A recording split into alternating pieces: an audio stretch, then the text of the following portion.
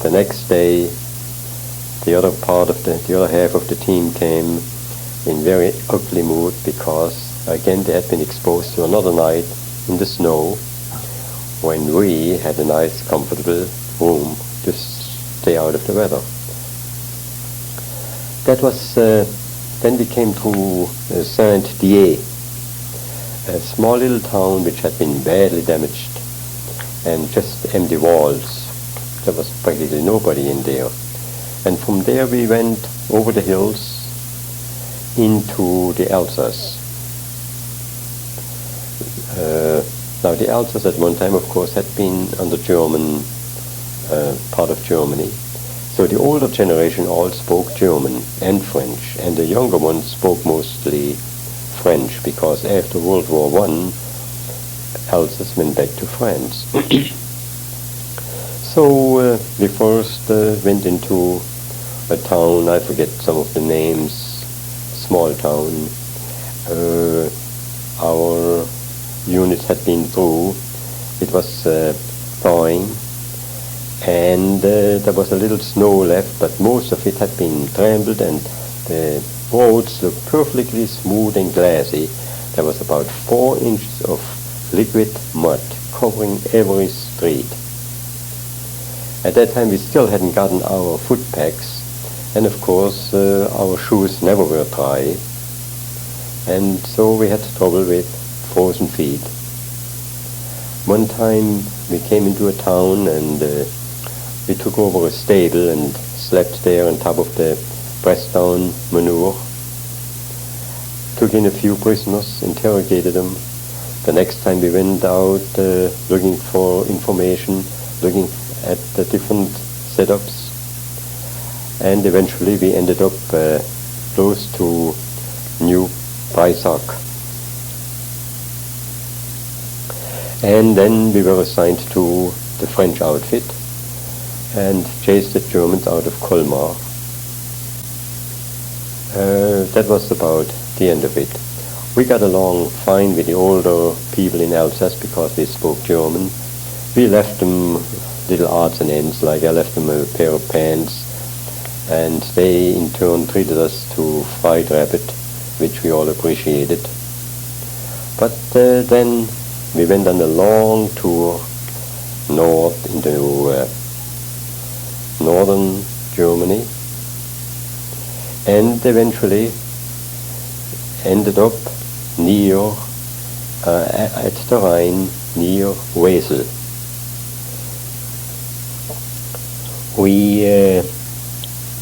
Our job there was primarily to get information, intelligence, preparative to the Rhine crossing there.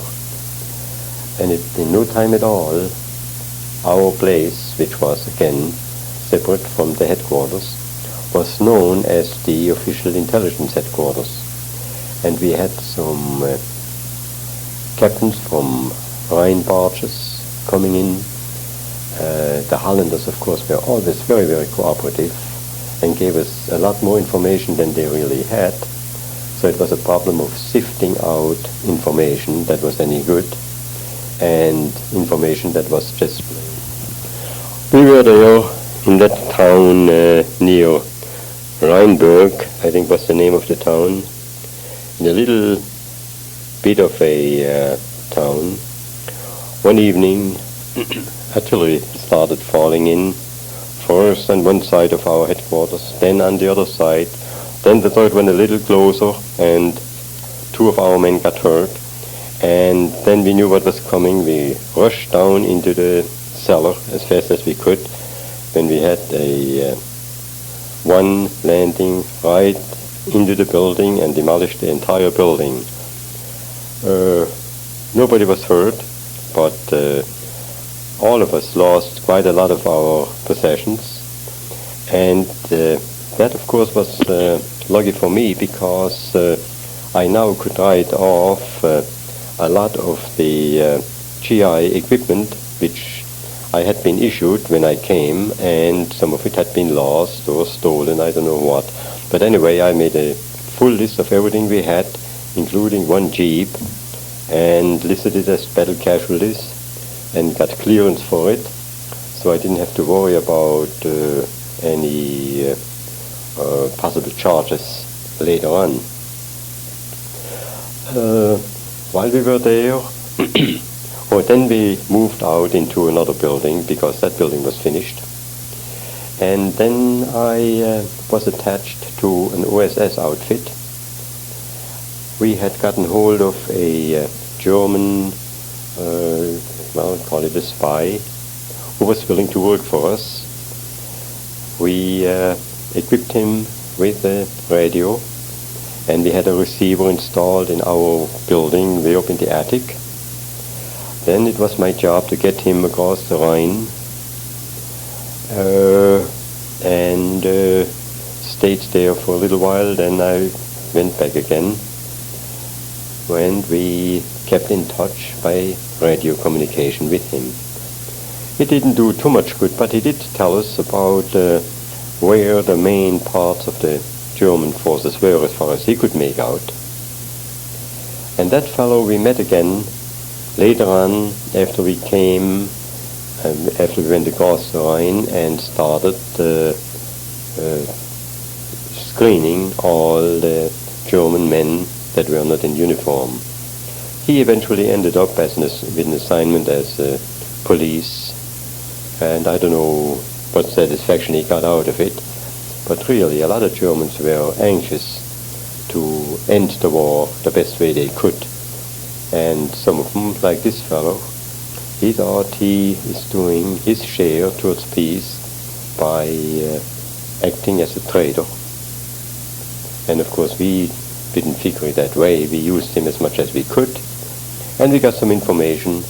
But at that time, of course, the German army was going back, and they formed a few pockets. Like we eventually went across the Rhine at Wesel. It was interesting. There was about 2-3 hours heavy artillery barrage to really soften up everything. Then pontoon bridge was thrown across the Rhine, and I believe again it was the 30th, could have been the 29th, I think it was the 30th Division, went over ahead. They were the shock troops, went over. The Germans threw in whatever forces they had, which wasn't much. We captured a few, I think 3 airplanes, and of course the pilots in their full fancy uniform ended up minus their leather pants, and they had to wear GI pants because the GIs just couldn't refuse stealing the fancy uniform of the Air Force, the German Air Force pilot. Other things in while we were there at Rheinberg. Rheinberg had a beautiful bridge across the Rhine. The bridge, of course, was no longer usable, but there was a tower guarding the bridge. One of our 6x6 trucks had trouble going through, so typical of our army. They just pulled everybody back from the vicinity of the tower, put a heavy charge, and blasted the whole darned ancient tower, dated back to probably the 14th century or so, blasted the whole darn thing down. And there was another famous German ruin on the Rhine made into a real ruin. The Germans had a big hospital there, military hospital, and there were civilians in there. And we had a hard time getting the doctors to cooperate and cut down the light. They would insist on having lights burning there at night to take care of their patients, and of course that we were afraid would attract or could have been a signal to the Germans. So we had a little problem trying to tell the German doctors they better cooperate or else they get the hell out of there. They did cooperate eventually. Anyway, we went across the Rhine and passed Recklinghausen and went as far as Paderborn, where we, among other things, saw where our artillery had somehow hid into a cemetery, and many of the bodies were uncovered. And I saw a few nuns doing their best to bury the bodies again. It was a sad picture. And of course the Germans, in a way, they were glad that we were in, because it meant the end of war for them. On the other hand, there was always the problem of who were Nazis and who were harmless civilians. And you know, it's surprising, there were no Nazis to be found. The Nazis just had completely disappeared. Nobody knew anything about Nazis, and yet I bet every other one had worn a uniform. Only once did I find uniforms which I took and kept as souvenirs. Again, it was another German who told us where to find them. But in general, they were very anxious to hide everything. And like the Germans or the French or the Belgians had done for generations, in time of war, they find a place where they bury what little jewelry or gold or so they have. I imagine a lot of it has been buried and was never found. Well, that's typical of war. Anyway, we went to Recklinghausen, then we were pulled back, and we stayed around Dortmund until Dortmund fell. Everything is just a repetition. We took prisoners, got information which didn't amount to very much. Once in a while we got some high-ranking officers, and they had even less information because everything was in a shambles. The army was demoralized. The Patton had gotten across the Rhine farther south and went way east, and then was kind of forced to come back again. Eventually, Dortmund fell. What was left of Dortmund in those days didn't amount to anything. We went through the Ruhr, saw the industrial places there. We came past the castle where, forgot the name at the moment, the Cannon King, the biggest industrialist in Germany. We came past their castle, went in, and by that time CIC, counterintelligence, had taken over and was following through.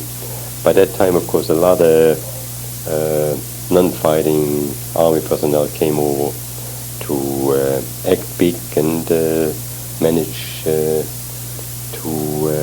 get Germany really down, looking for Nazis.